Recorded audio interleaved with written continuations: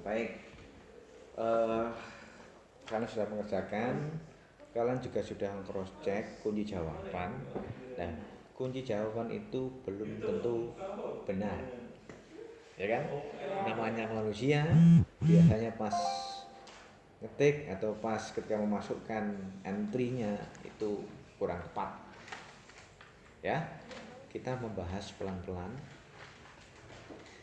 Membahas ini tidak melulu di soal, tapi nanti bisa merembet ke yang lain. Mbok menawa. Apa Pak mbok menawa itu? Mungkin saja nanti berguna, ya.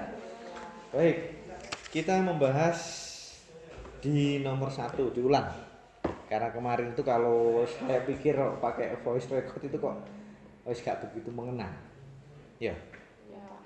Nomor 1 dibaca. Di dalam sistem pemerintahan parlementer, Perdana Menteri dipilih oleh DPR atau parlemen. Itu sudah dibahas. Parlemen itu basa gaulnya adalah DPR. Nah, sistem pemerintahan parlementer ya, itu kepala pemerintahan itu adalah Perdana Menteri. Presiden hanya sebagai kepala negara. Beda. Ya. Kepala pemerintahan itu berarti yang menjalankan pemerintahan. Nomor 2 lanjut. Dalam sistem pemerintahan parlementer di mana dijatuhkan parlemen dengan cara mosi tidak putaran. Kemarin sudah jelas. Nomor 3. Ciri sistem pemerintahan presidensil adalah A. Menteri tanggung jawab pada presiden. Presidensil. Kalau presidensil itu presiden sebagai kepala negara sekaligus sebagai kepala pemerintahan, termasuk mengangkat menteri. Ya. Termasuk mengangkat menteri itu hak prerogatif presiden. Apa jadi presiden ya? Terserah presiden. Kepengen menteri kayak apa itu terserah presiden. DPR, MPR tidak boleh ikut campur. Nah. Nomor 4. Sifat dari UUD Negara Kesatuan Republik Indonesia tahun 1945 adalah luas dan fleksibel, terutama tentang tubuh yang sudah diamandemen. Dasar hukum amandemen UUD kita adalah pasal 37 UUD 1945. Ya, perhatikan Pak Tris. Undang-Undang Dasar 1945 itu boleh diamandemen. Diamandemen itu artinya boleh dirubah ataupun ditambahi. Yang tidak boleh adalah pembukaan Undang-Undang Dasar 1945 karena di sana ada tujuan negara. Itu yang tidak boleh. Termasuk dasar negara pun ada di sana. Kalau pembukaan itu dirubah, maka bisa-bisa NKRI Indonesia itu tidak ada. Karena di situ esensinya negara Indonesia. Paham? Ya. Yang mana ada di pasal 37 bahwa undang-undang dasar itu bisa diamandemen. Ada pasalnya itu, ya. Siapa yang merubah amandemen? Yang merubah undang-undang dasar? MPR. Yang merubah adalah MPR. Presiden tidak bisa. Ya. Presiden tidak bisa.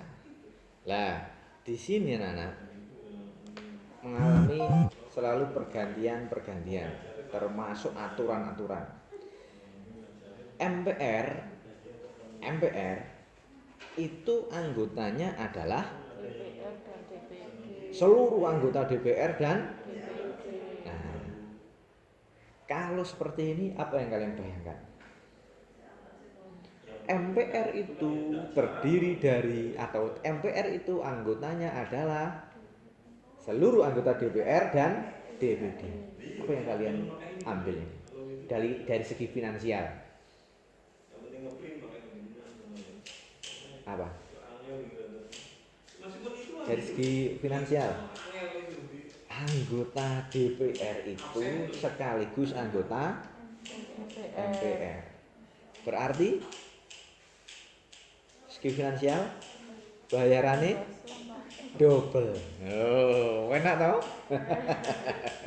Belum tunjangannya. Kalau di situ dapat disimpulkan anggota MPR itu merupakan anggota DPR dan DPD. Nek anggota DPR belum tentu anggota DPD. Paham ya? Bolak-balik. Wes, nomor 5. Saya.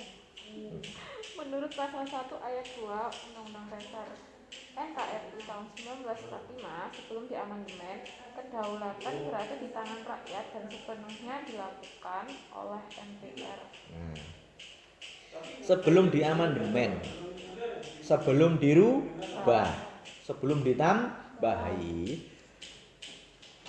pasal 1 ayat 2, kedaulatan berada di tangan rakyat dan sepenuhnya dilakukan oleh MPR. Biyen seperti itu. Jadi MPR itu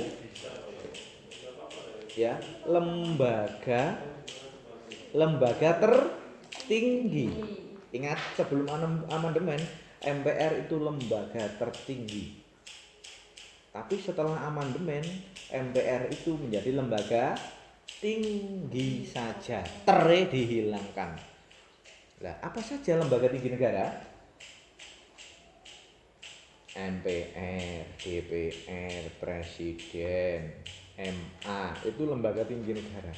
Ingat, setelah amandemen tidak ada lembaga yang tertinggi. Nah, itu. Nomor 6.